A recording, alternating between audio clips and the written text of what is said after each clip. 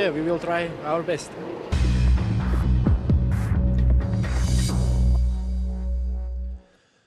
Good afternoon, everybody, and welcome to the Nürburgring. It's the penultimate championship race of the season. Things are really starting to hot up in this FIA GT1 World Championship.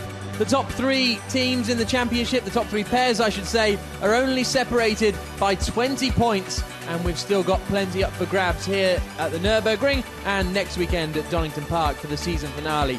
Track temperature 17.6 degrees, not particularly warm. It's not quite as bitterly cold as we've had over the past few days, but it is perfect conditions for racing, really, around this 5.1 kilometre Nürburgring circuit. There's Sector 1 down towards the hairpin at Turn 8. Sector 2 runs all the way up to just before the final chicane, and that is how this circuit is created. You may well have seen it many a time, really. It's not going to be new to you because it's a very famous venue, and it's one that GT1 are very, very happy to be here, and all the German teams and brands that we've got involved, both in the championship battle and in the championship in general, are both very pleased to be here. And you can see how busy the grid is there as well. Here is a look at the championship. 20 points between Michael Bartels and Jelmer Berman, and Stef Dusseldorp and Fred Makovicky. They are our three main title protagonists. Ortelli and Van Thor, Jaeger and Pastorelli still technically in with a shout, but they're not really going to be taking the title come next weekend, I don't think. As far as the team's championship is concerned, Al Inkel seem to have it pretty much under control, but a small slip up from them, and Vita for One Racing and Belgian Audi Club Team WRT are waiting to pounce. There you can see the very busy grid, as always, and our pole position car will be Peter Cox and Stefan Rosina in the Reiter Engineering car. Second Reiter Engineering car crashed out yesterday in the hands of your own Bleekemolen, and he's with Haley. John, unfortunately, it wasn't quite the qualifying race that you wanted yesterday. What happened? Yeah, it was not a good moment for us. It was all going well. We were right up there with the guys in the front, and I lost the rear of the car in the high-speed chicane, the Schumacher chicane, and it was a big crash. Fortunately, the guys did a good job to repair the car, and it should be really good again, so hopefully we can find our way to the front. Thank you. Your own Bleekemolen making his debut in FIA GT1 this weekend. He's competed in FIA GT before, finishing runner-up back in 2001 when he was partnering Mike Hazemans in a Viper. But there you can see the marks on the side of the Lamborghini. That's going to be quite handy for me, actually, because the Lamborghinis are quite tricky to tell apart. So nice bit of red marking down the side of one will play into my hands quite nicely. But Mike Parisi will be starting that car. Mike, you may remember from earlier on in the GT1 season, it's great to see him back as well. Another car that had troubles yesterday was the number one Hexis McLaren of Stef Dusseldorp. Steph, a difficult race for you yesterday. Can you tell us what happened? Yeah, it was a bit of a shame. We had a small failure in the right front. Some of the wishbones cracked, and a bit of a shame because we could have won and closed the gap. But no, everything is okay now, and I think we got the speed to move on to the front, and hopefully in the end fight for the podium or maybe even a win. So it will be important for us, and we give all our best to attack as much as possible. Thank you. Fred Makovicky will be starting that number one car, and he set pole position in yesterday morning's qualifying session. So on paper, that is the fastest car out there in the hands of Fred Makovicky. So don't be too surprised to see him trying to slice his way through the field and try and bring that Hexis McLaren back into true title contention. There you can see Makovicky at the wheel, and just in front of him will be the car of Benjamin Lariche and Laurent Groppi. Benjamin on the left-hand side there, he will be starting the car, and Laurent Groppi, his good friend and also driving coach for the past few years, on the right-hand side, he'll be taking over. He's given Benjamin some instruction throughout this year when he's been in GT1 and also the last season in FIA Formula 2 as well. Laurent Groppi himself, the 2010 French GT champion. Then we've got the number 4 car, which will be started by Enzo Ede at the wheel. Francesco Castellacci behind him. Warm up this morning, the number 3 Ferrari was the quickest car, and in the first qualifying segment yesterday, the number 3 Ferrari was the quickest car, but for some reason, for AF Corsa, it's just not working out for them in the race, even though in these cooler conditions, they should be a little bit stronger, because they tend to overuse their tyres, which, as we say, in these cooler conditions, won't be too much of a drama. Matthias Lauda will start the number 17 V1 Racing Team BMW. He and Nicky Melmanov have struggled a tiny bit this weekend compared to their teammates Jelmer Berman and Michael Bartels. Again, it's tyre problems for them. It's all about the heat.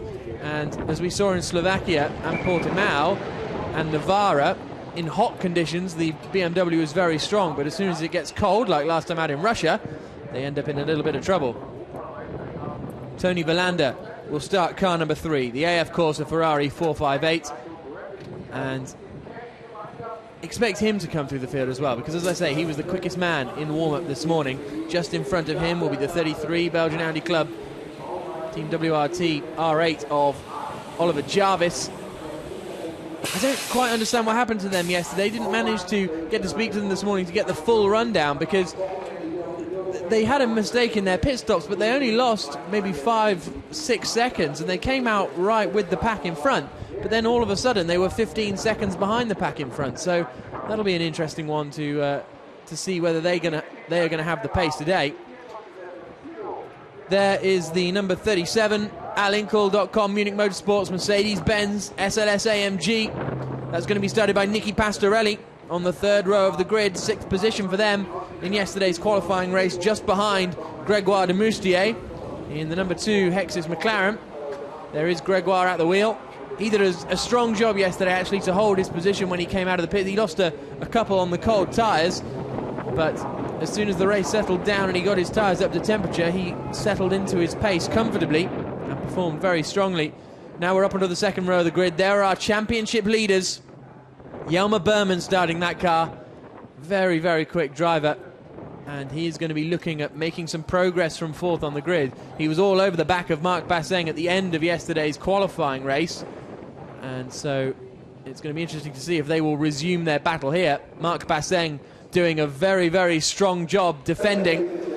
And he will maybe have a lot more pressure coming at him today. He's with Haley. Mark, you certainly had troubles with your tyre temperature yesterday. Do you think you're going to have the same issues today? Luckily it's a bit warmer, and I did 3 laps before we come to the grid, so hopefully it will be better, but we will see. The warm-up was not really good, so it will be an interesting race. Are you going to be the fastest German? That would be good, yeah. Thank you, Mark. It's not quite as confident as I've heard Marc Basseng in the past, that's for sure. But he'll be trying his best, no doubt, from 3rd on the grid. He is 2nd in the championship at the moment, only 5 points behind Jelmer Berman and Michael Bartels.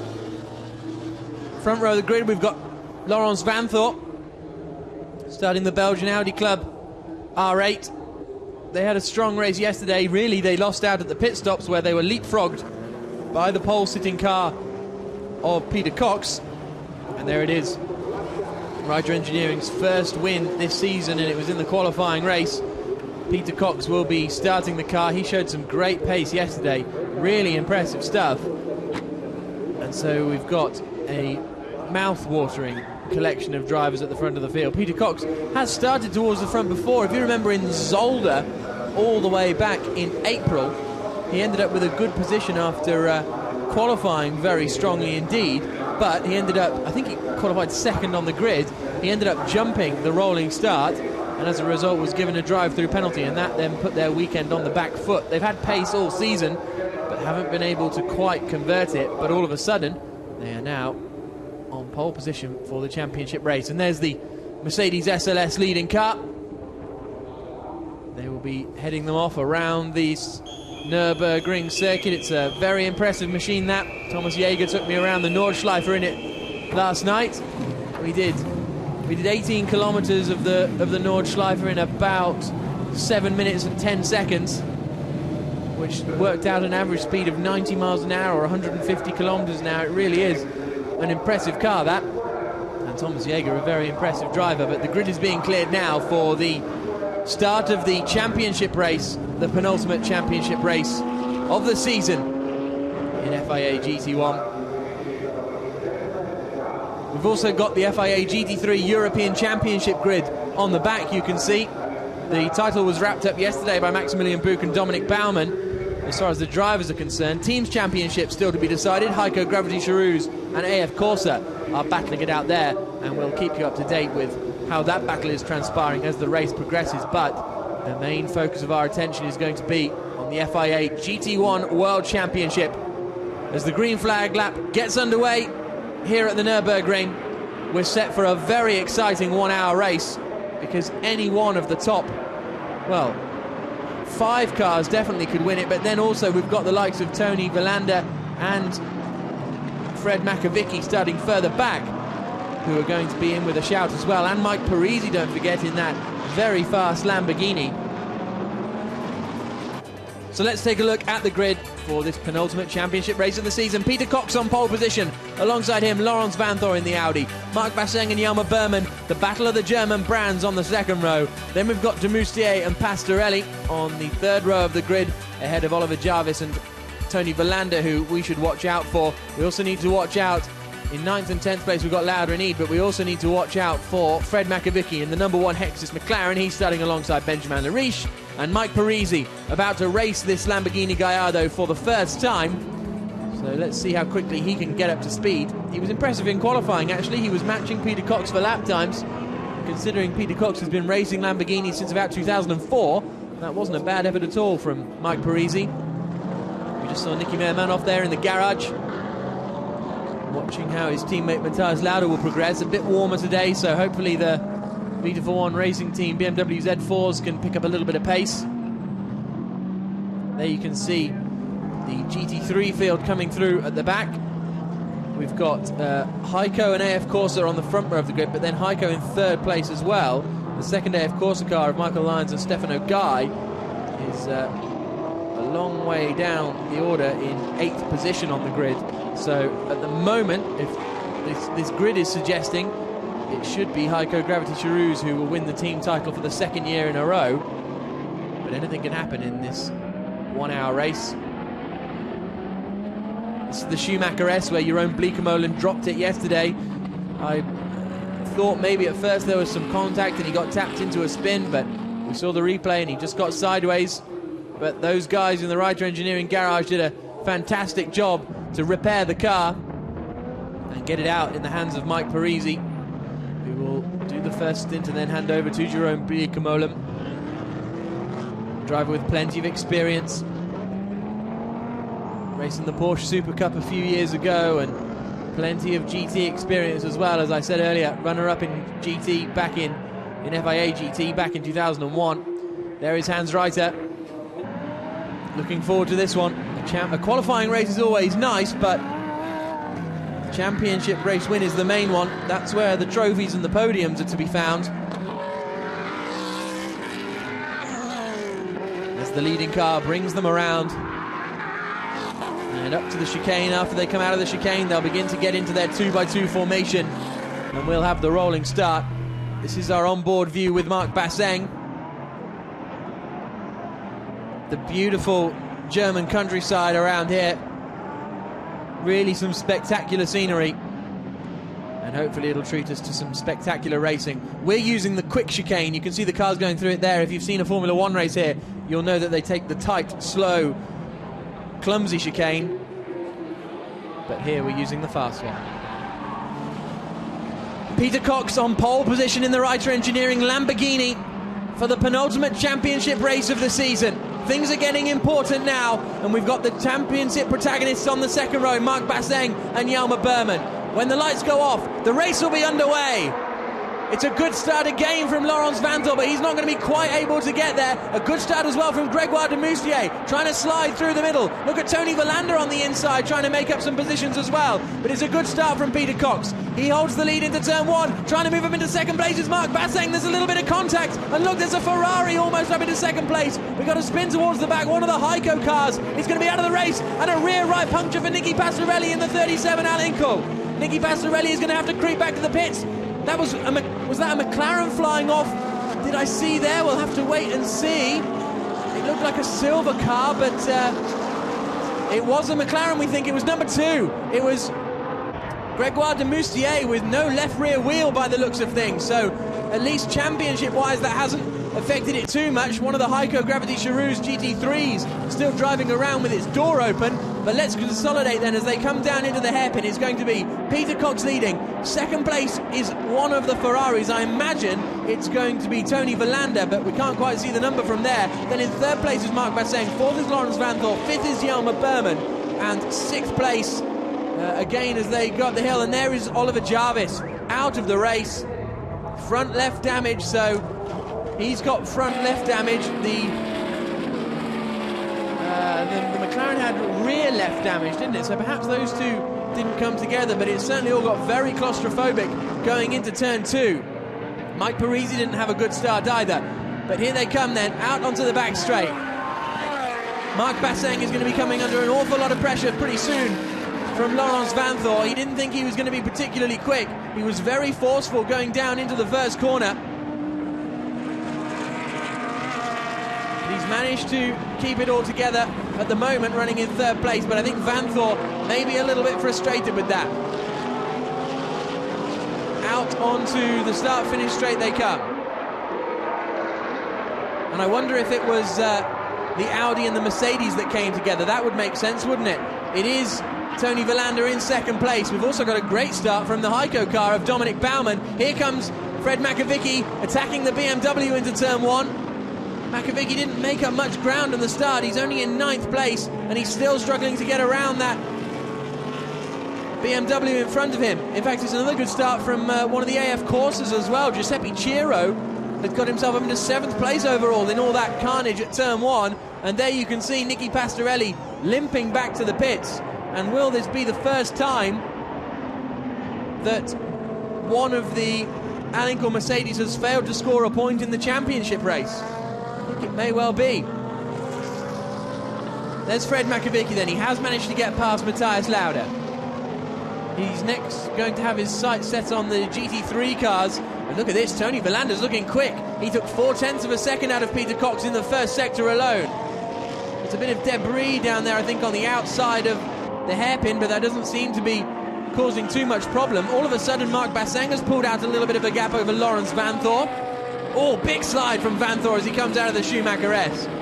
That little left-right flick is very flat out in Formula 1, bit of a non-corner, but here in GT cars it's proving to be very, very exciting indeed. Little look up the inside from Dominic Baumann, but he's not quite able to get past, taking advantage of the GT1 cars that are losing time by battling in front of him. And he's got Giuseppe Ciro coming with him. So Mark Basseng comfortable in third at the moment. And oh, that's a late move from Giuseppe Ciro. That was a weird one, wasn't it? It's almost like he suddenly thought he was taking the tighter chicane. And that could put him under pressure now from Fred Makovicky. There's the tyre change on the 37 car of Nicky Pastorelli, but he is going to go a lap down now. Lawrence Vanthoor goes defensive because Jelmer Berman's attacking. Oh, that's not a desirable place for Pastorelli to come out, is it? Has Berman got the cutback on Vanthoor? Not quite yet. So that last lap, Verlander in the end only took 0.3 of a second out of Peter Cox. Here's the overlap from Berman into turn 3, and he moves past Lawrence Vanthoor and up into 4th position. And out of the race, unfortunately, is Vähämäki in the 112 Rhinos Leipert Motorsport car. Marco Vähämäki out of the race down at turn 1 by the looks of things, so that's a shame for them. And now Lawrence Vanthoor is coming under prep. I wonder if Vanthoor's got a problem here, because he's losing out in the straight line and he has dropped back a long way. There was contact between him and Mark Basseng at the first corner, because all of a sudden he's got Dominic Baumann right with him. He was right up behind Basseng, wasn't he, Vanthoor? But then he's just absolutely dropped back, and I wonder if there's a problem with that Audi R8. Because Berman has absolutely sprinted clear, and Vanthoor has become a bit of a moving roadblock at the moment. That's a little tentative look up the inside from Fred Makovicky going into turn 12, but that's always going to be an optimistic one. But we've got a nice little queue now. Matthias Lauda has all of a sudden been invited onto the back of Fred Makovicky. As they come up the hill, again Baumann nosing towards the inside line. Jelmer Berman sets the fastest middle sector of anyone, and he must have a problem, Laurens Vanthoor, because he's dived straight into the pit lane. So whether it's a slow puncture or something like that, we'll have to wait and see what they do to him at the pits, but it was clear all was not right with that Audi R8. Peter Cox leads, Tony Villander in second, third is Marc Basseng, Jelmer Berman in fourth, and then this is fifth place overall ultimately for Dominic Baumann, because of the GT1 cars going off in front. Here's a look at the start then. They were all fairly neat. As soon as the lights go green, they all fan out, going about 12 abreast. Oh, look at that forceful move. Did you see that McLaren on the left-hand side of the picture? That was Fred Makovicky forcing Mike Parisi almost into the wall. Now, where does it all kick off? There's a bit of a bump here for second place. And where is the contact going to be? Oh, did you see? Yeah, there we go. Top right of the screen. It was a pincer effect between the Audi, the McLaren and Oliver Jarvis. So, sorry, and Nicky Pastorelli. So all three of them came together on the run into turn 2. I don't know if you saw that up in the top right-hand corner of the screen, but that's where all the damage was done. Marc Basseng has all of a sudden got Jelmer Berman right on the back of him. Fred Makovicky unable to do anything about Giuseppe Ciro in front of him. But on this lap alone, Jelmer Berman has taken 9/10 of a second out of Marc Basseng in the first 2 sectors of this lap.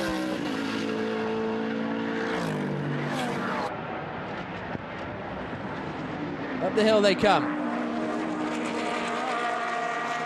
Now where the trouble that the BMW is going to have is that it lacks the straight line speed. We saw this yesterday. Berman struggled to make the move stick, and in fact failed to make the move stick. Across the line come the leaders, half a second between them. They're lapping almost identical lap times wise, but there really was a mega start from Tony Villander. He started in 8th position, and at the exit of turn 1 he was in 2nd place. Fair enough, it all kicked off in front of him, but still brilliant stuff from Villander. There was so much going on at the start that you need about 8 views at it to really figure out exactly what happened to everyone. And there's Jarvis looking frustrated. Now here we go. If you look to the left hand or keep watching to the outside of this next corner, you're going to see, there we go, the 3 of them all get together. The Audi, the Mercedes and the McLaren all get together on the outside of turn 2. That's where the damage is done. But Tony Villander is already up into 2nd place before that even happens. And there you see the McLaren flashing through a shot. That's the flash of McLaren I saw. And Benjamin Lariche is out. Benjamin Lariche is out. Apparently Laurens Vanthoor had a puncture. Cars 1-1-2. Okay, so it's looking like Benjamin Lariche actually came together with Marco Vähämäki. We saw Marco Vähämäki's car parked. The Ford GT is down there somewhere as well. So we think that they may have come together down there. Look at that. Very, very close lap times between the pair of them. Battle for third continues.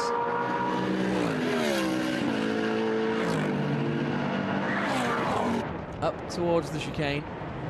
Not much separating them, only 6/10 of a second as they crossed the line last time. Berman has taken 3/10 of a second out of Marc Basseng on each of the last 2 laps. I think he may well have repeated that feat now. The gap was 6/10 of a second as they come across the line. It's now 3/10 of a second. So yeah, another 3/10 taken out by Berman. Basseng swinging it to the inside line to deter a Berman attack. So, there's behind Fred Makovicky nearly makes it through, but we can hear now from Oliver Jarvis down in the pits. Ollie, your thoughts on the shunt? Just an absolute joke. I mean, I need to speak to the Mercedes, but we're exiting turn 1.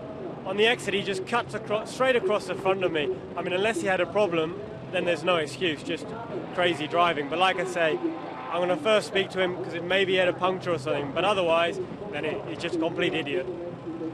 Thank you. So watching the top right now, there you see, yeah, you can see Pastorelli comes across into the Audi, which then sends the Audi into the McLaren.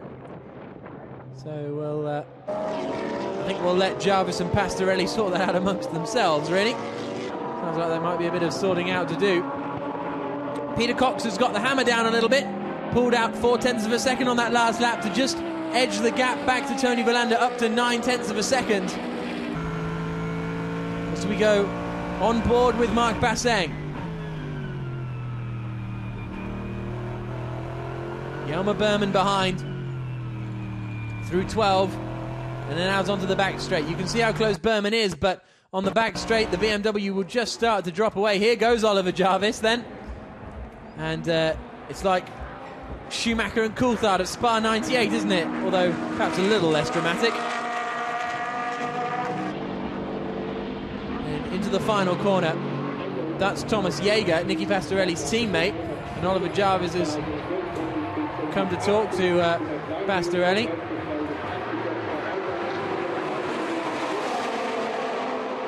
And I think it's clear to see Jarvis's opinion on that fact, on that incident.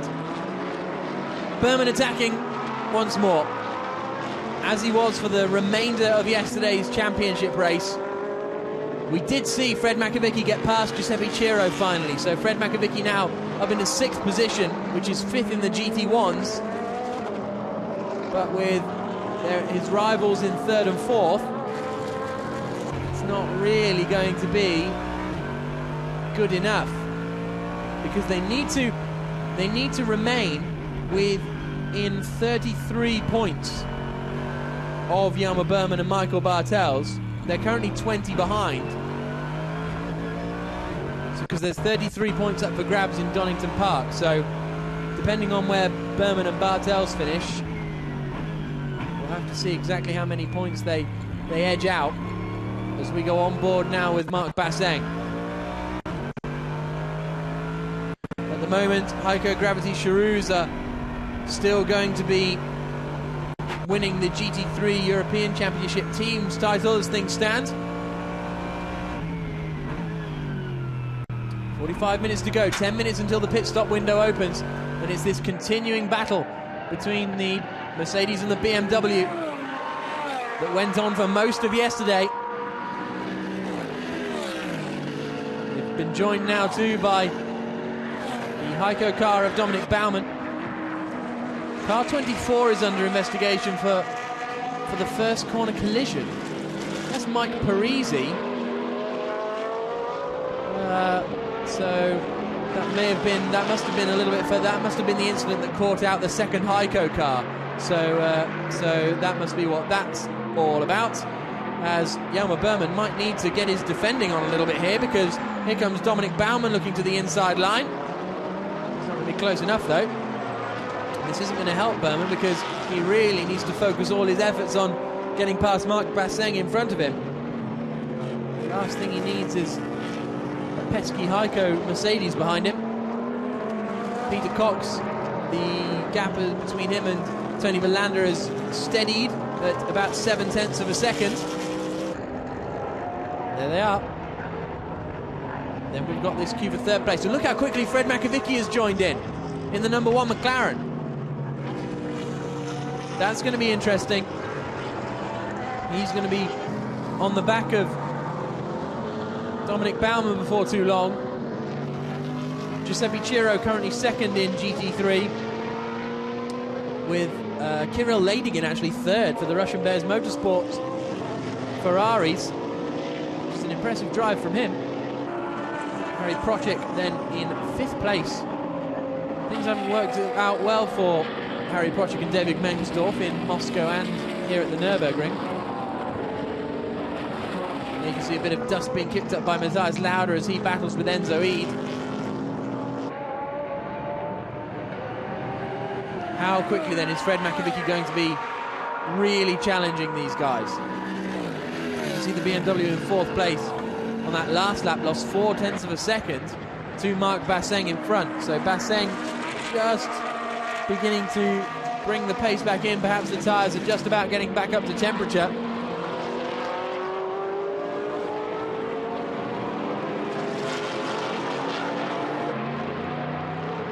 Gap at the front goes up to 0.8 of a second.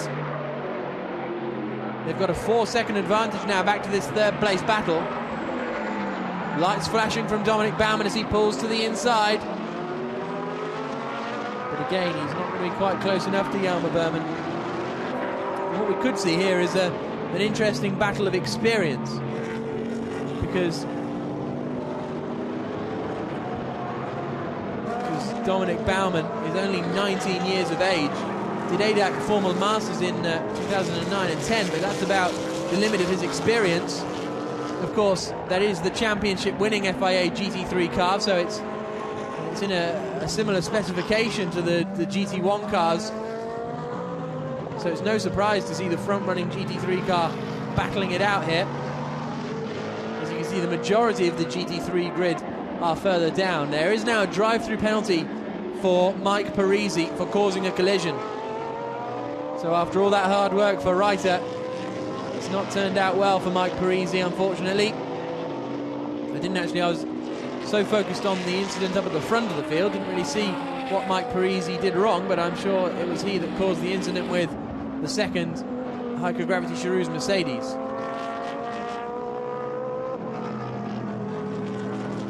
Turn 11 and 12. They've all just calmed down a little bit, this little group. I think Fred Makovicky could be getting a bit excitable before too long. And there is Mike Parisi, just at the back of this queue. That's Harry Procek, Michael Lyons, and then Mike Parisi in the Lamborghini, who's about to get a drive-through penalty with the red markings on the side from yesterday's accident. It hasn't been a fun debut weekend for Parisi or Bleekemolen. There is Bleekemolen. Watching on in the garage. When he takes over, he won't really be in contention. Now, over the line come these four. Still the battle over third position rages, and Berman thinks about it. Little feint towards the inside line. There is Parisi into the pit lane to serve his drive-through.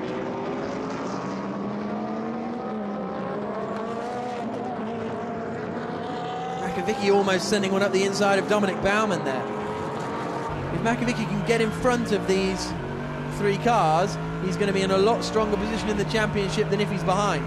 That may sound obvious, of course, but if he stays where he is, the gap extends. If he gets in front, the gap closes. And there is Parisi getting out. So now, watch this Lamborghini on the very inside, the white Lamborghini. He's going to... Oh! Wow. That's... I think he was... he had to dart to the left to get out of the way of hitting the car in front. And that then concertinaed the collision. So it's a harsh one, but he had to turn to the left because he'd left his braking too late, I suppose. That'll be the steward's argument. But why that received an investigation and the Pastorelli, the three-car incident in GT1, didn't receive an investigation is an interesting one. Look at the gap at the front. It's come up to 1.2 seconds now. Peter Cox really putting the hammer down. As is Jelmer Berman. Within a car length now of Marc Basseng as they come through the kink at turn 13.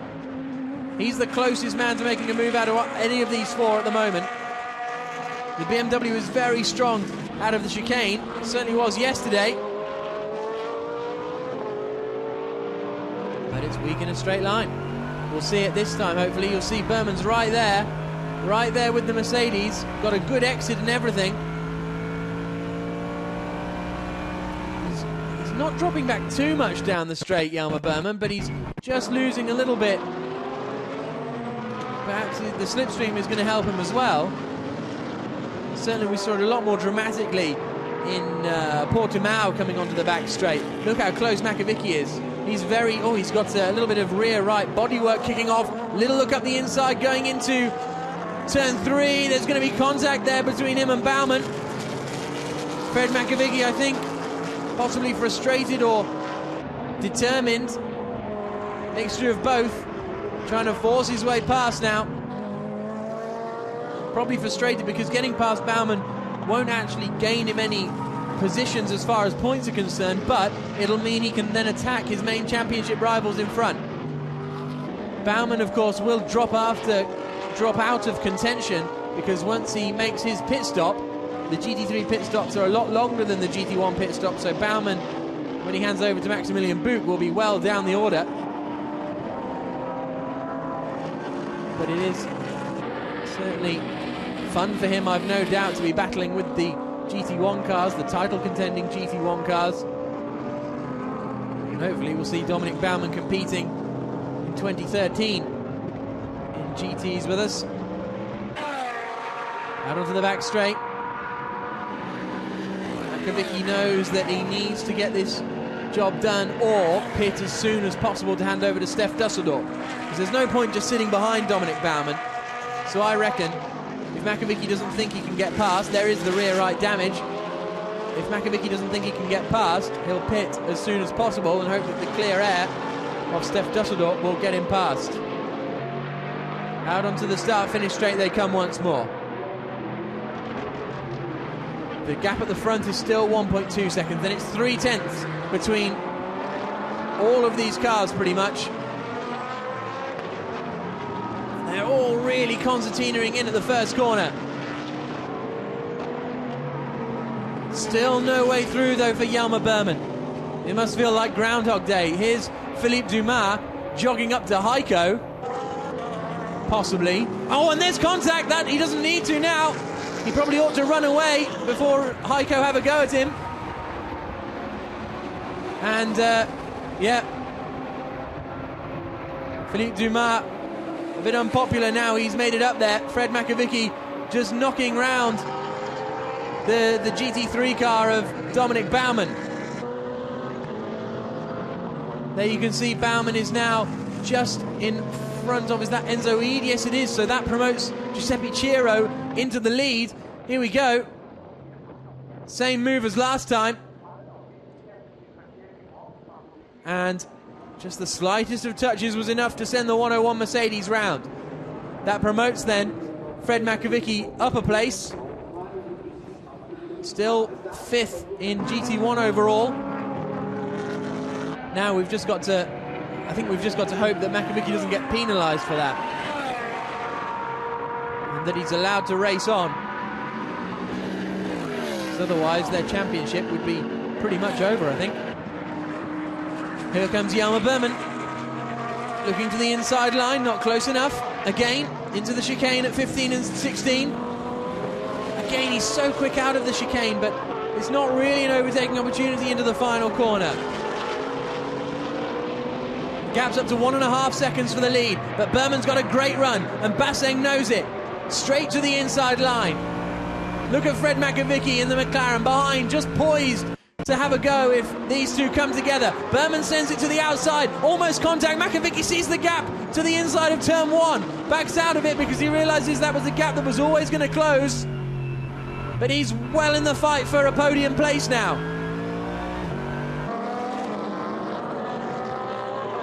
Stef Dusseldorp thought they might be able to challenge for a podium. That's an absolute fact now. The win may be a little far off for them. It's 5.5 seconds up the road to Peter Cox. 7 seconds to Peter Cox, actually. 5.5 to Tony Villander. But this is very important for the championship. These are our 3 championship contenders. Basseng is 2nd in the championship. The BMW in the middle is 1st in the championship. The McLaren behind is 3rd in the championship.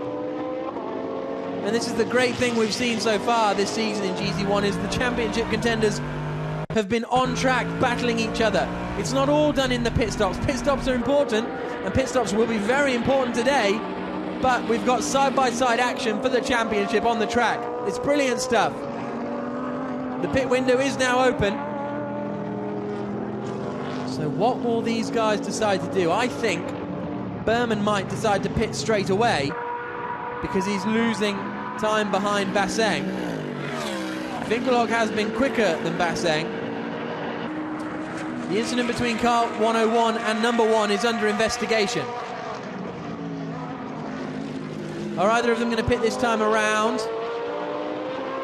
No, they all stay out for the fight. There are 2 race leaders. A second between them now. Villander has brought down the gap by 0.6 of a second. Only 0.3 between Berman and Makavicki. Makavicki's strong in a straight line as well. Will he fancy it up the inside into turn 1?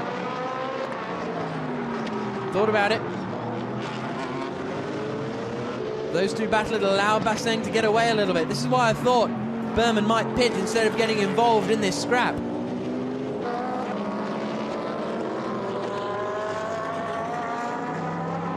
Lamborghini leads, Ferrari in second, Mercedes in third, BMW in fourth, McLaren in fifth. 5 brands in the top 5.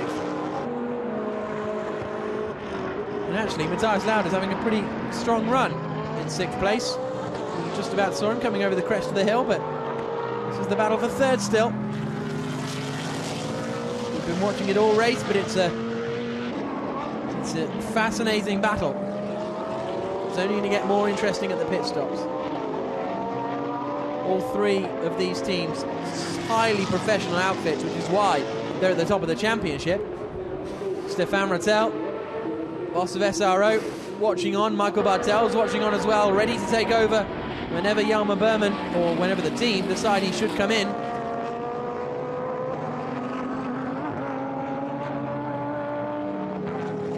Will it be this time around? We'll find out soon enough, because on the exit of 12, they'll then come up to the chicane.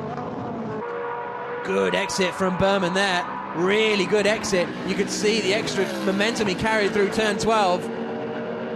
Through the kink at 13, but not quite a big enough braking zone to make a move into the chicane, I don't think. He looks to the inside. Is he going to try it? No, he's not. Just desperate to try and put Marc Basseng off somehow. They're all staying out, though, again. That could have been a bit of an error from Berman. He showed his nose towards the inside. Means he'll take a tighter line through the final corner, which could give Makovic an opportunity as well. They've got Giuseppe Ciro along with them in the GT3 Ferrari. Down the start-finish straight. Berman hugs the inside. Makovic moves to the outside. Not going to send it all the way around the outside at turn 1. Tries to get a bit of a cut back, but then he'll just be on the outside line for turn 2 as well. Tries to dart back underneath out of 2. There's going to be contact there, is there? Quite possibly, but Makovic has forced his way past. Giuseppe Ciro tries to get past the championship leading 18 as well, and he manages to do it. No, Berman then has the inside line for 4, but a great move from Fred Makovic.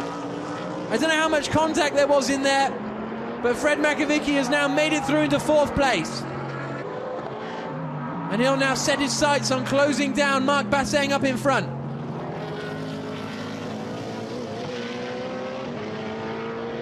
Fred Makovic is very, very determined today. There's been some forceful manoeuvres out there from the Frenchman.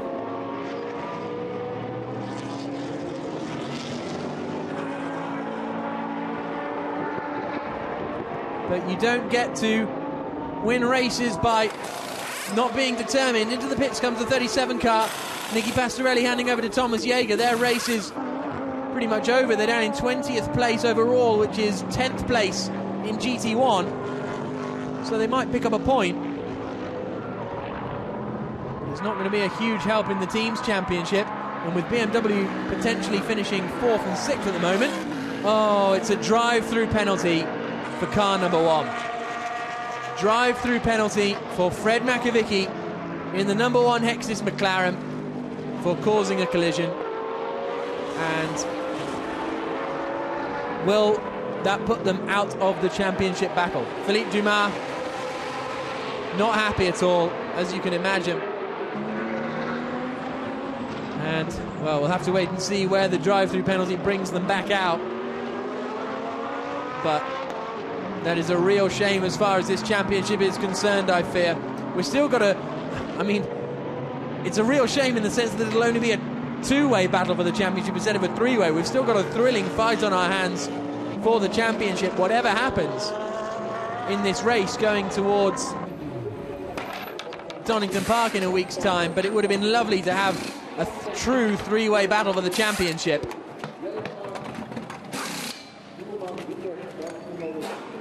Here's the pit stop, as you can see, for Matthias Lauda, handing over to Nicky Melnoff. A little bit of a stumble as well on the by the wheel gun man. Saw one of them yesterday as well. Away goes Melnoff. Good pit stop for them. And you can see how quickly Fred Makovic has closed in on Marc Basseng.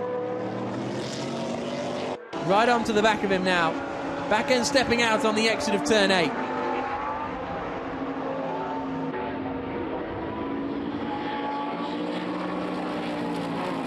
Fred Makovic, along with Michael Bartels, the most winning driver in FIA GT1 World Championship history. You can see how much more of the apex he's taking than Marc Basseng.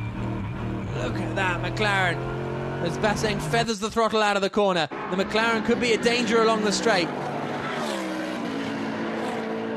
Not closing in quite enough on the run up into the chicane. Shows his nose towards the inside, but Basseng isn't going to be put off by moves like that. Race leader in, Peter Cox comes into the pit lane. So he's going to hand over now to Stefan Racina. That means Tony Villander moves into the lead of the race. Across the line they come. And this is now over second position, but it's still effectively third place, depending on how well this pit stop goes. Steph Dusseldorp standing in our way a little bit, but now he's gone. As he watches his teammate Fred Makovic desperately try and get past. Now, all these cars are going to have to come in on this lap because the pit stop window closes with 25 minutes to go. And with about a 2-minute lap here, they're not going to be able to get around in time again. So we're going to have Villander, Basseng, Makovic and Berman all come into the pits at the end of this lap.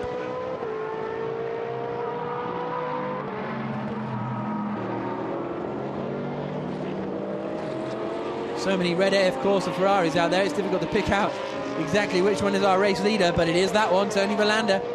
He was a second behind Peter Cox when Cox came into the pits.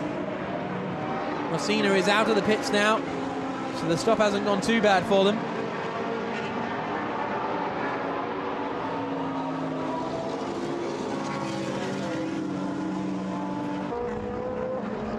Coming up to some traffic now, Basseng flashing his lights.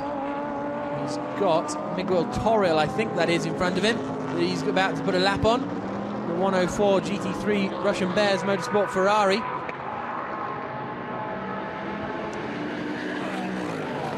104, I should say.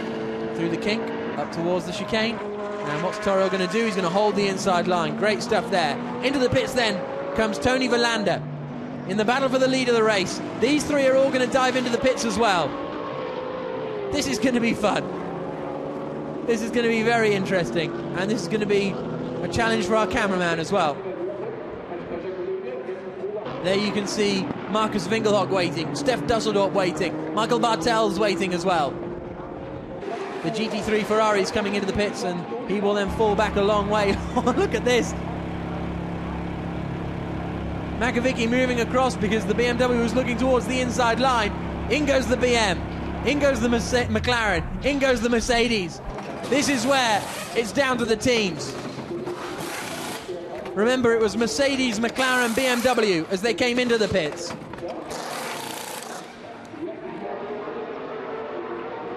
Out goes Tony Villander, who's now handed over to Philippe Salaquada. So that's going to be interesting as far as the lead of the race is concerned.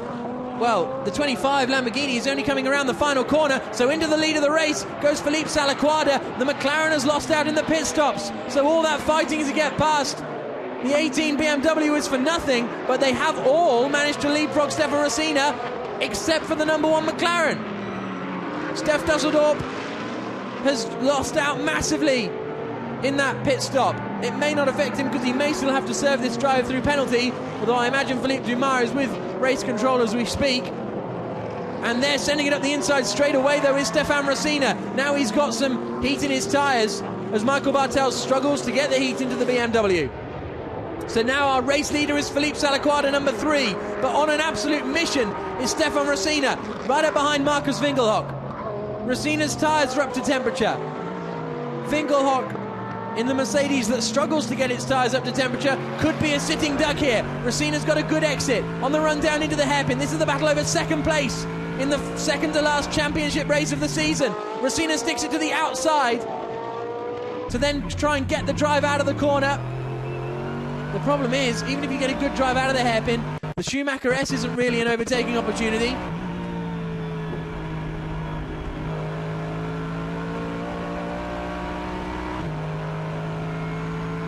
Maybe into 11. But Racina not close enough, and he knows that he needs to take advantage of it quickly. because soon the Mercedes will have its tyres up to temperature. Look how close they are. Winkelhock, he moved to the inside line, but if Racina can hang it on around the outside, Winkelhock comes across, shuts that door. Racina sells him the dummy, tries to send it up the inside into the chicane. There's going to be contact there, surely. They both bounce through the gravel and survive. How did they both come out of that one alive? I will never know. Stefan Racina trying to make a move into one of the fastest parts of the circuit, or one of the fastest and tightest parts of the circuit. This means that Philippe Salaquada now has a 6.3 second lead, 6.6 second lead up at the front in the Ferrari. Winkelhock in second, Racina in third, Bartels in fourth, fifth for Stef Dusseldorp. That was some brave stuff from Racina. And that's some nervy faces in the Reiter pit garage. But Racina knew he needed to make the attack soon before the Mercedes got its tyres up to temperature.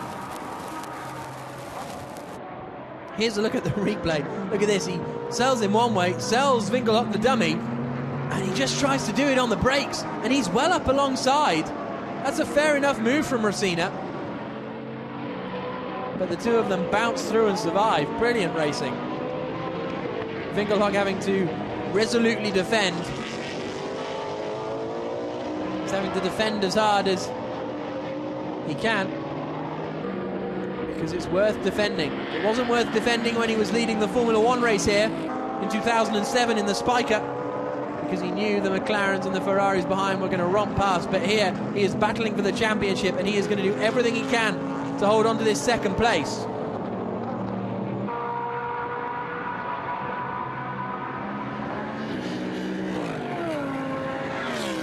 Because if he can remain in second place with Bartels remaining in fourth place, the championship will swing. Bartels and Berman lead it at the moment, but if the race finishes like this, Winkelhock and Basseng will move into the lead of the championship and go to Donington Park with a 1-point advantage.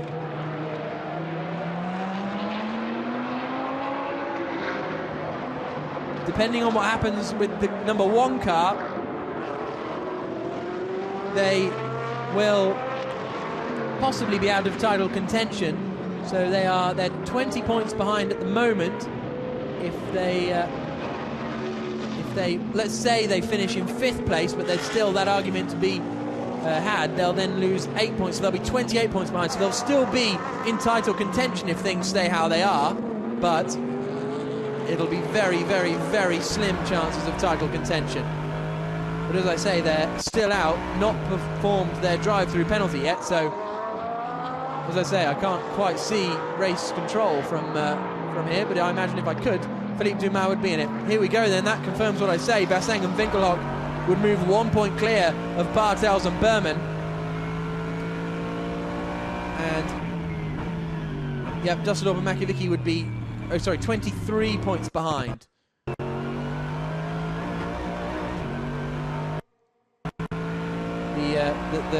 The championship leaders, because they would pick up 10 points. Yep, that all makes sense. So they come up into the left-hander.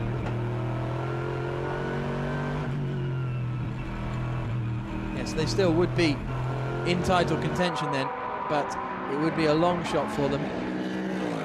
20 minutes to go here at the Nürburgring.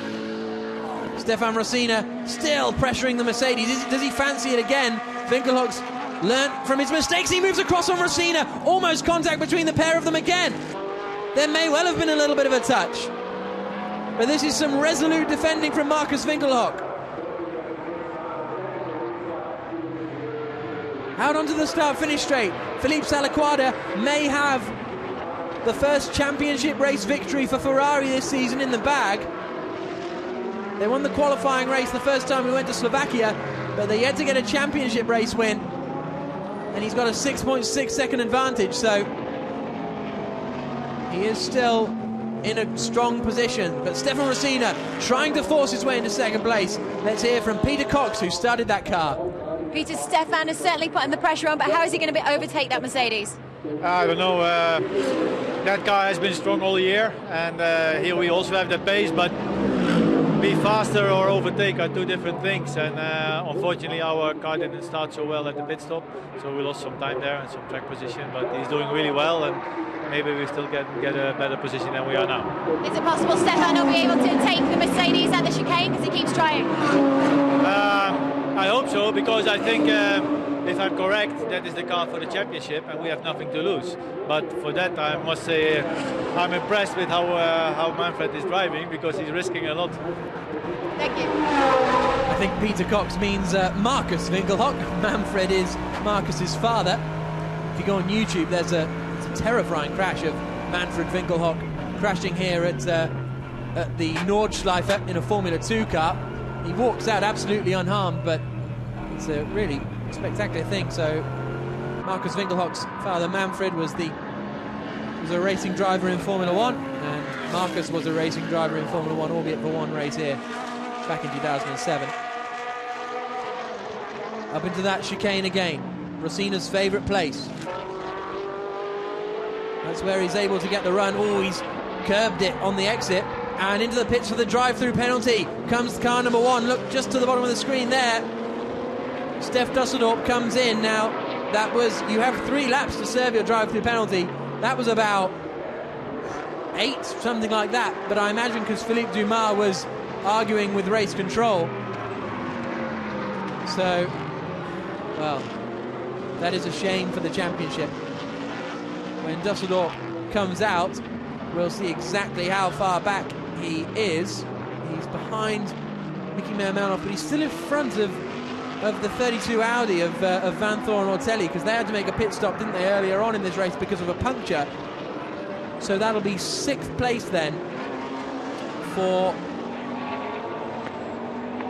the number 1 McLaren. So that means they will pick up 8 points, which I think means they will be 25 points behind the championship leaders if things stay how they are now. So they're still in contention again, but it's getting very slim. There's our race leader though, Philippe Salaquada, doing a good job out there, lapping 0.8 of a second quicker than anyone else on the circuit at the moment.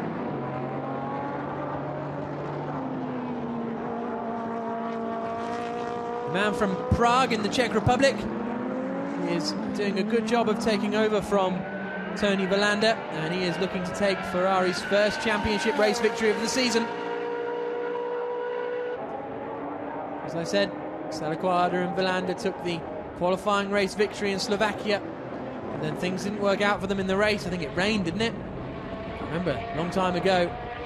Maybe I'm getting my Slovakias confused, but Salaquada and Tony Villander leading this race. We can now hear from Tony Villander in a few moments' time. And no doubt he'll be very, very pleased if they can hold this off. Rosina's starting to drop back now from Marcus Winkelhock. Gap up to 0.9 of a second. It's then 1.1 back to Michael Bartels as well. This really is, for all my talk of a disappointment with the Hexus McLaren, we're still going to go to Donington Park with Winkelhock and Bartels separated by 1 point. And that's because it looks like this number 3 Ferrari is going to take the victory. Let's hear from Tony Villander, shall we? Tony, a spectacular performance so far, and it looks like you can walk away with a championship race win for the first time this season. I really hope so. So far I've been the world champion of the warm-up, so always in the practice and warm-up we are P1. Now the starts, as everything came to me, I decided for the mistake of Portimao to go inside and keep the line inside, and the guys were a little bit too fast going in, and I managed to go second. Then I went back to third, and the corner after back to second. Peter Cox, I think, was in the Lamborghini, so he was doing an excellent job. When he came in 1 lap earlier, I was actually improving my lap time almost more than a half a second, so I really pushed also the in lap. And now everything is looking good, but this season we had so much bad luck, so it's not over until the flag is there. So. Thank you. So Tony Villander very encouraged with how Philippe Salaquada is performing, and that really sums up, like he says, world champion of warm-ups. That sums up their season. The pace is there in the car. It has been all year. They've struggled somewhat with the hotter races because they can qualify well, but then during the race their tyres will fall away. But in these cooler conditions we've got here, it's not so much of a problem. Stefan Rosina is dropping back comfortably now from Marcus Winkelhock.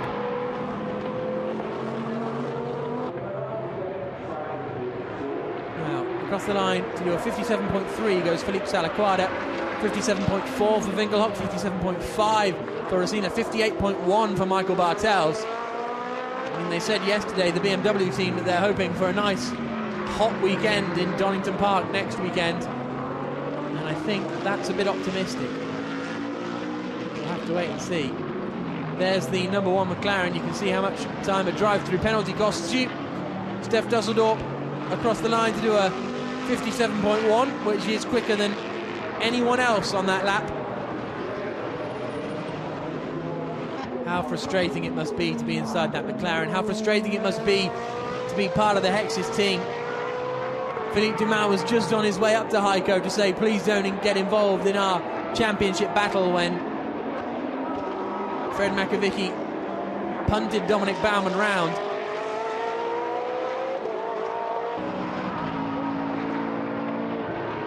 They are still leading.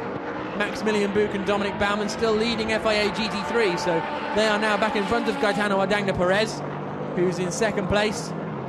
David Mengsdorf is third in GT3, Nyama in fourth, Jerome de May fifth, and Stefano Guy completing the top 6.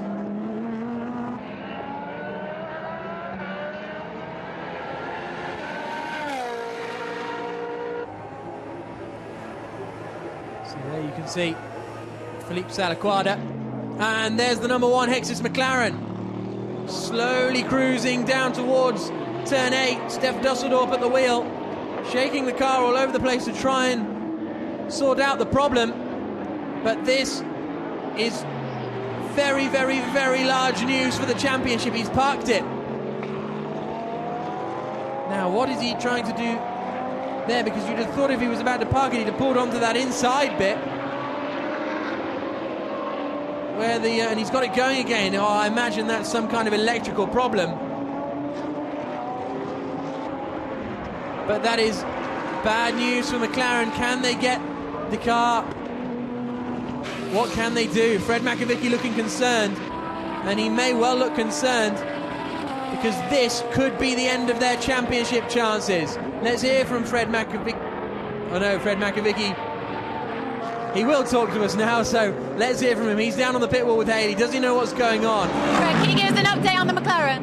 Yeah, we have a little problem of gearbox for now, but I don't understand the decision of the steward, because we do the GT1, not the GT3, and when the GT3 are really aggressive during the start and they touch us, nobody says something, and it's not normal that we don't do the same race, and they must have a blue flag or something like this when we fight against this car. Thank you.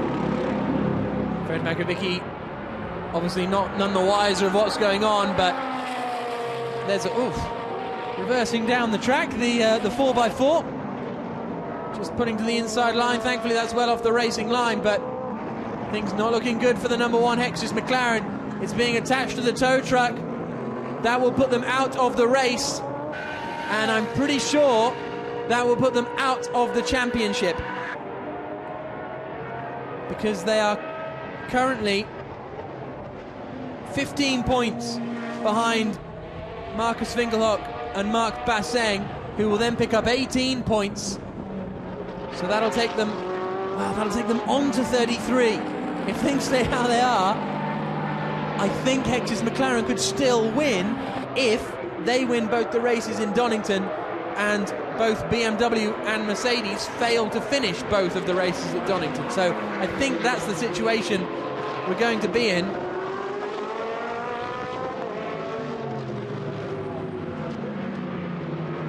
Here's a look at the point system then. So it'll be 1-4-3 for Basseng and Winkelhock, and 1-1-2 for Dusseldorp and Makovicky. So they are still in it. They are still in it. But they're classified in 9th place at the moment. That'll be why. So yeah, so as soon as, so that's giving them 2 points, isn't it, for for a 9th position. So if we imagine those 2 points disappear, they'll be on 110. Yeah, it's, well, I think they will still be in contention, but massively, massively impossible, basically, is how it's going to work out. So what a disappointment for the Hex's McLaren team, for the Hex's team as well. Philippe Dumas was so upbeat yesterday morning during qualifying. They took pole position. He said, yeah, I want to stick it to the Germans on their home circuit and then win the championship at McLaren's home in Britain. I fear that's not going to happen anymore, and they will not be holding on to their GT1 World Championship crown. They won it with the teams last year. They won the teams championship last year. They're not going to do it this year. Lights flashing on Marcus Winkelhock's car. He's in 2nd place. 3rd place is Stefan Rosina. I mean, I guess the one positive thing, Rosina just trying to get past a Ferrari, that's balked him a bit badly. That is Miguel Toril, who indicates to the left to suggest he's going to let Rosina through. Rosina looks up the inside. Hopefully Toril will see him coming, and he does. The one positive about the mechanical breakdown, I mean, it's not really a positive, but that suggests that that would have happened anyway, despite the drive-through penalty. So at least the drive-through penalty isn't necessarily the reason. So if things finish like this, Marc Basseng will be leading the championship by 1 point. Let's see what he thinks of that. Marc, you will be leading the championship by 1 point if you finish in your current position. How does that feel? Don't ask me this. I don't want to answer that. The race is okay. Marcus is doing a great job. We had a good start, but it's purely clear that we have not a quick car. We just can fight for it, and we do it. And I hope we can finish like that. It would be really great. Thank you. Doesn't want to jinx it, does he, Marc Basseng? He walks back to the Al-Inkle garage to continue watching the action on the TV. The gap is extended now. Winkelhock taking advantage of Rosina being caught out, and as a result the gap is going to be up to something like 2.5 seconds, possibly even 3, I think. Michael Bartels hasn't had the pace in the BMW. Michael Bartels hasn't had the pace of Jelmer Berman all weekend, I think it's fair to say. Usually they're very evenly matched. But for some reason this weekend Bartels has struggled a little bit. 6 minutes to go.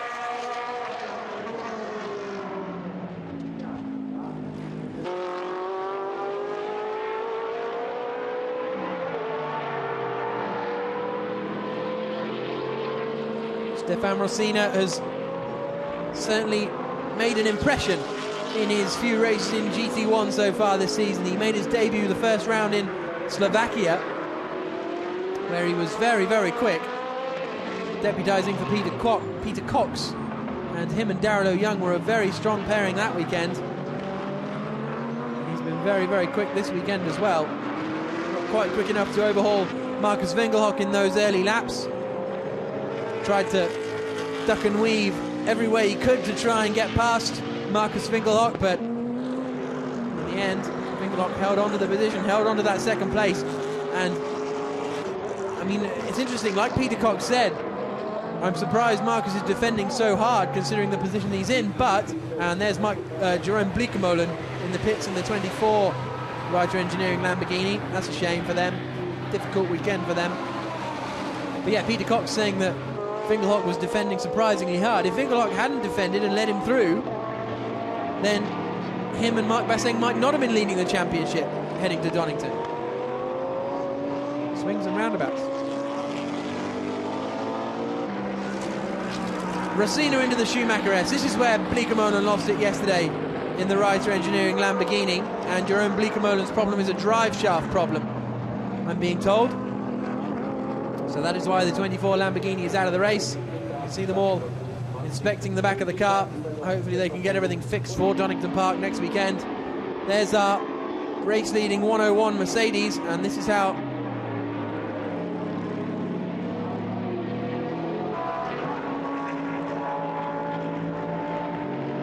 the the standings are, 8 seconds clear. And if things finish as they are now, Heiko Gravity Charouz will be the team's champions.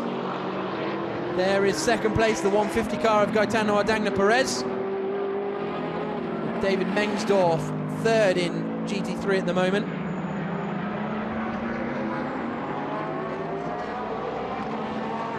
Second place in the Drivers' Championship, if things stay like this, will go the way of Stefan O'Guy and Michael Lyons, with David Mengsdorf and Harry Proschek picking up third in the GT3 Drivers' Championship. But at the moment, Heiko Gravity Charouz are looking at taking their second team's championship in a row after winning it last year.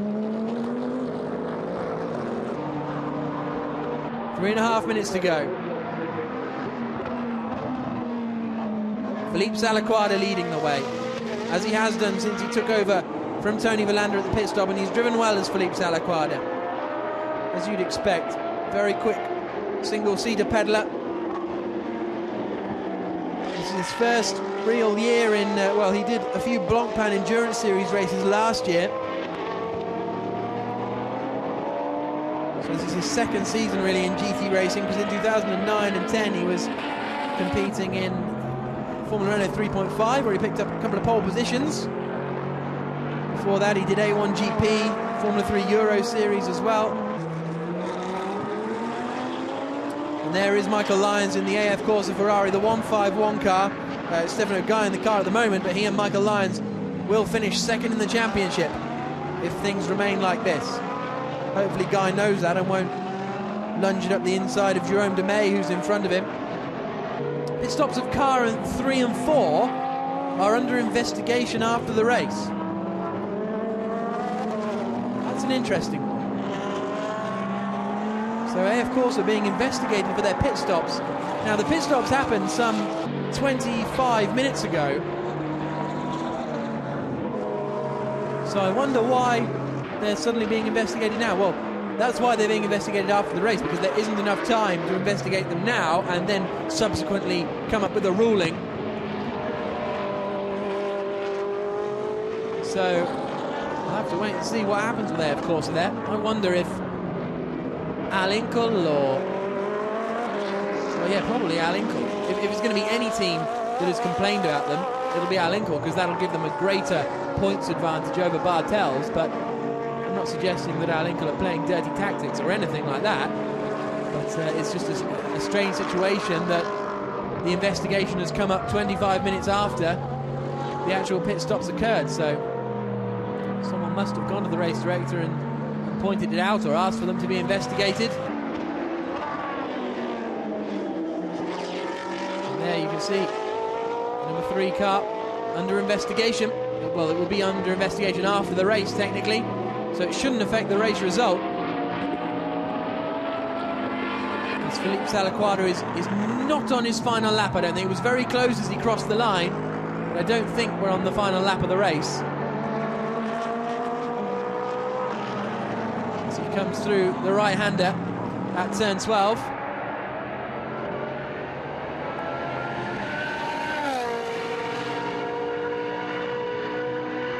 Tony Villander making a great start. And, well, let's actually hear from Tony Villander. I wonder if he knows what the supposed pit stop infringement might be. Tony, can you update us on what's going on? Yeah, we are surprised about the news. We have absolutely no idea what they are talking about, so hopefully it's something that they just check and then it's okay. Otherwise, I'm really disappointed, but we will finish the race now and then we will see. Hopefully there will be some justice, but I don't know. Thanks. So Philippe Salaquada starts the final lap with 6 seconds left on the clock.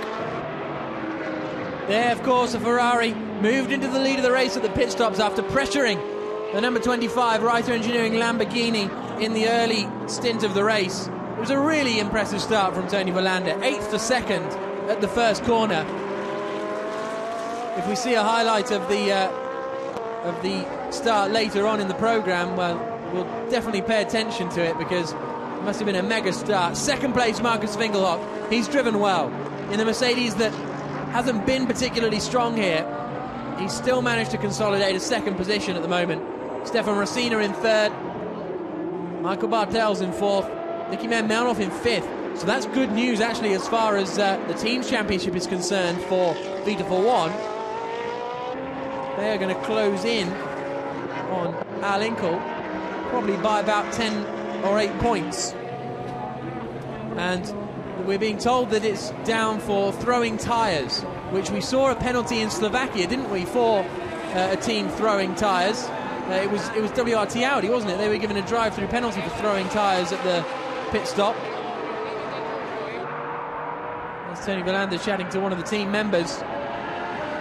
But as things stand, Felipe Salaquada is about to win the championship race, and it'll be the first championship race victory for Ferrari.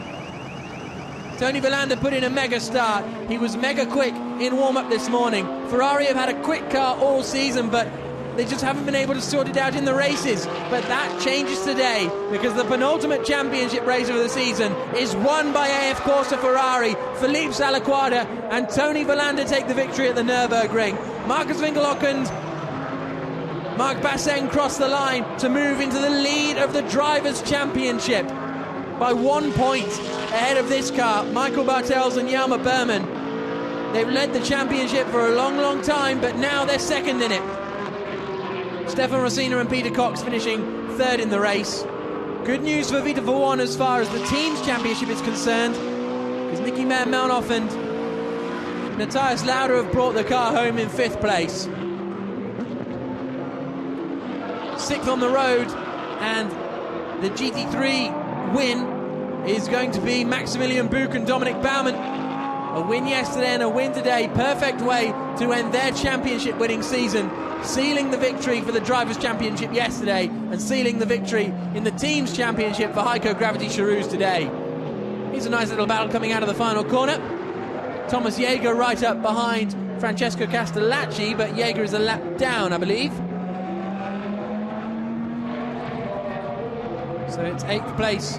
Sorry, no, that's the 150 car. That's Ardagna Perez that Jaeger was right behind. So that means that Melnoff 5th, 6th place in GT1 goes to Stefano Telli. The standings you can see on the screen are the overall race standings. So 6th place for the 32 Audi, 7th place for the number 4 Ferrari, 8th place for the 37 Lamborghini. Stefano Guy crosses the line then, and he takes 2nd place, him and Michael Lyons, in the GT3 European Drivers' Championship. And so the AF Corse Ferrari pit stop still under investigation. Now, let's see, it's going to be difficult to see from here because of the nature of the wide angle, but basically it's usually the tyres on the inside that get thrown. Well, can't quite pick it up round there, can we? But they, of course, are definitely under investigation for that pit stop. Both cars 3 and 4 under investigation, and that was the moment they took the lead. Will that be the moment that costs them? Hopefully we won't have any post-race penalties, because Villander and Salaquada have won this fair and square on the track. They've had more pace than anyone else, and they deserve the race victory from that point of view. But equally, if they've breached the regulations, can't argue with the regulations, as I think Philippe Dumas may have found out today. The number 1 Hexus McLaren retiring from the race. There you can see the race results then. The race win for the number 3 Ferrari 458 Italia, the AF Corse machine of Tony Villander and Felipe Salaquada. 2nd place for Marcus Winkelhock and Marc Basseng in their Mercedes. Cox and Rosina, podium for them. First podium of the season, in fact, for Peter Cox and for Reiter. They finish in 3rd place. Berman and Bartels 4th. Lauda and Melnoff in 5th place. Vanthorn Ortelli in 6th. Eden Castellacci 7th. Pastorelli and Jaeger 8th. Parisi and Bligamola 9th. Makovic and Dusseldorf 10th place. Now, that'll depend. They might get a point from that. It'll depend whether they were classified finishers or not, depending on how much of the race they've completed and blah, blah, blah. But they'll either pick up 1 point or no points. So whatever happens, it's not going to be great. Villander and Salaquada very happy with that race win. And the AF Corsa squad, you can hear them cheering off to the right-hand side. And there's Basseng and Winkelhock. Delighted that if anyone could win, and it wasn't them, it would be someone not really involved in the championship battle. There's Marcus Winkelhock with his fan club. And Stefan Rattel down there as well. Some great racing we had with them. So let's hear then from our race winners. The first championship race victory for AF Corsa Ferrari, Wilander and Salaquada.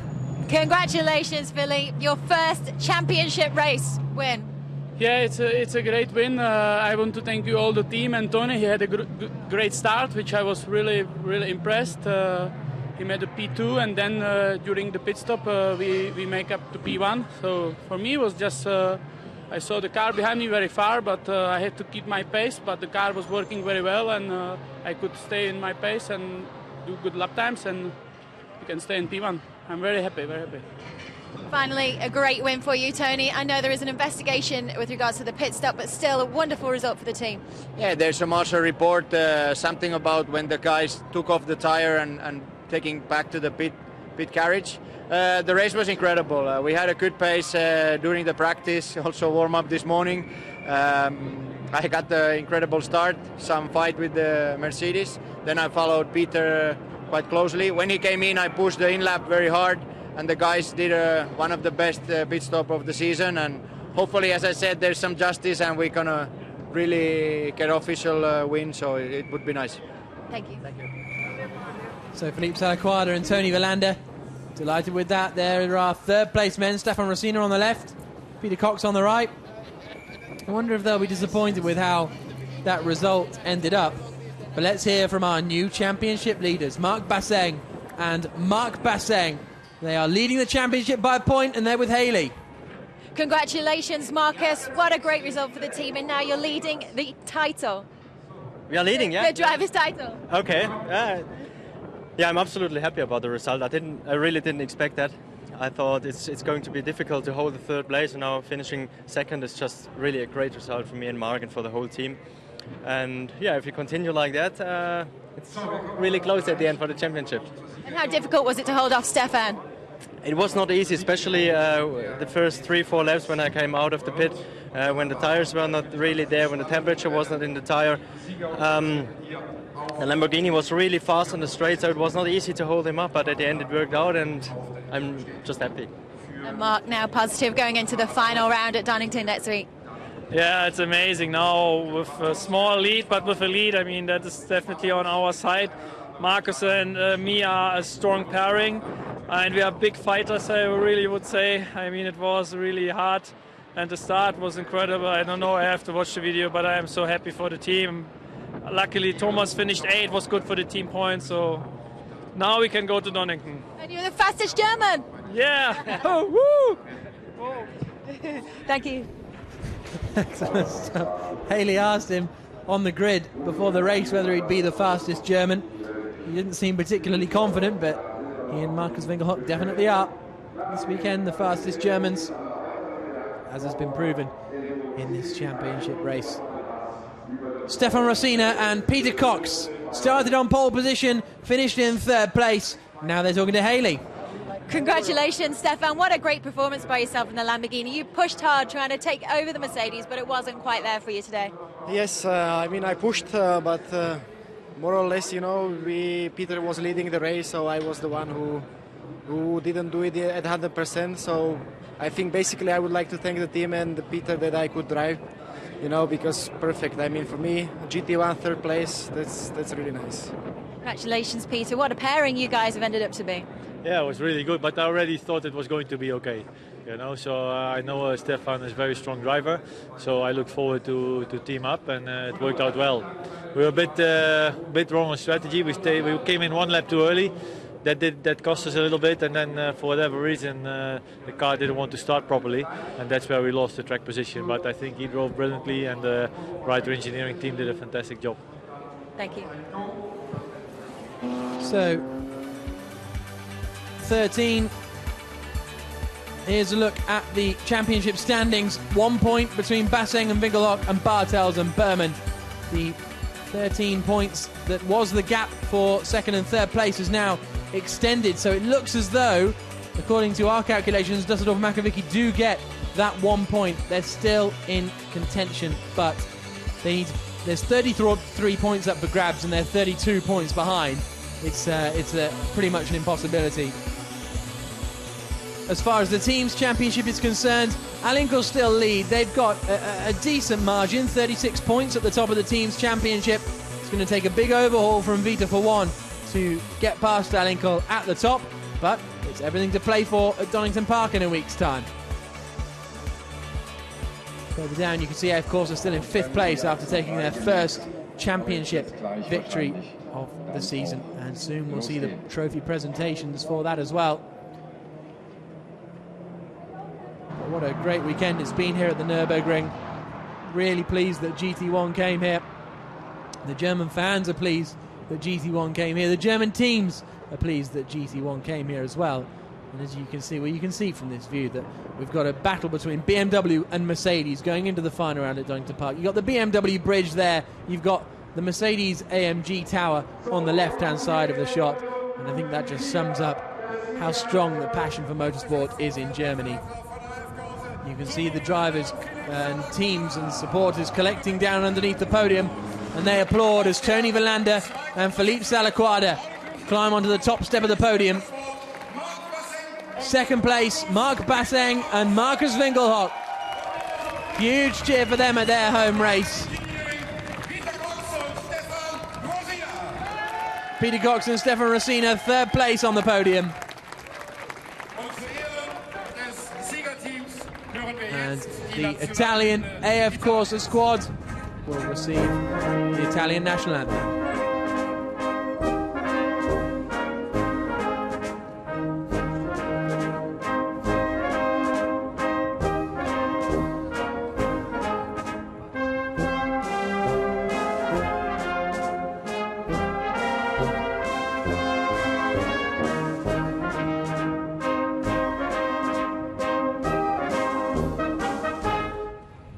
Excuse me, Mr. Ferrari. So, congratulations to Salaquada and Verlander on the top step of the podium. They will receive their trophies. Alain Delamuraz, Blancpain Vice President and Head of Marketing, hands the trophies to Stefan Rosina and Peter Cox. First trophies of the season for Reiter Engineering.